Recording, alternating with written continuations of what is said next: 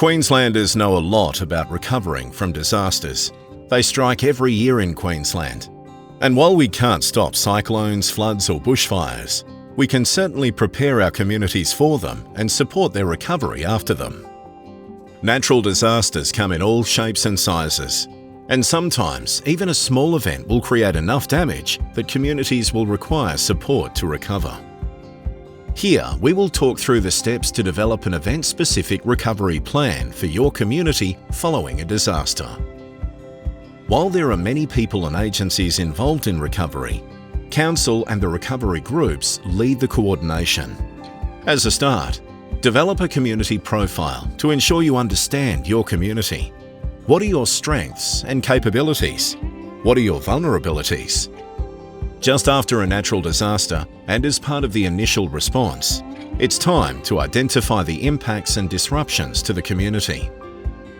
Remember to take into account direct impacts, such as infrastructure damage or crop losses, and indirect impacts, such as cleanup and business disruption. It's important to engage with local disaster management and recovery groups and other stakeholders at this time, ensuring the community is involved. There could be individuals who have suffered physical or psychosocial impacts as well as loss of homes or livelihoods.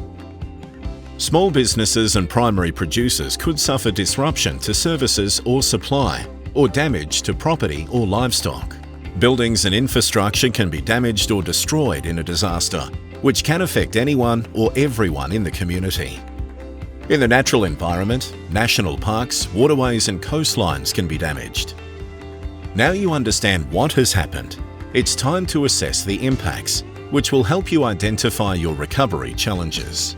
For example, is there disruption to business which will result in financial losses? Not all impacts and consequences need to be recovered from. Some might create positive change, and your planning process should harness this. From here, you can see what actions will need to occur in order to support the community to reach a recovered state. Look at all the options available and make sure you understand any risks, and think about options for funding these activities. All of the information you have gathered will feed into your event-specific recovery plan. Your plan captures impacts and provides a roadmap for a successful recovery, including who is responsible for each activity. Your plan will feed into a state recovery plan if one is being developed. Make sure it is endorsed by all the necessary stakeholders. It's a good idea to share your recovery plan so the community can see the journey.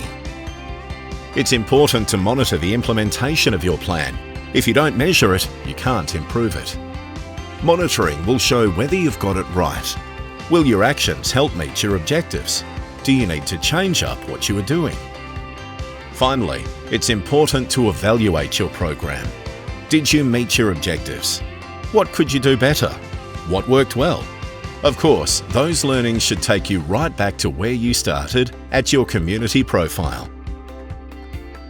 It's time to update it with information you learnt during disaster recovery and any changes that have occurred in the community following the recovery operations. It will help you next time.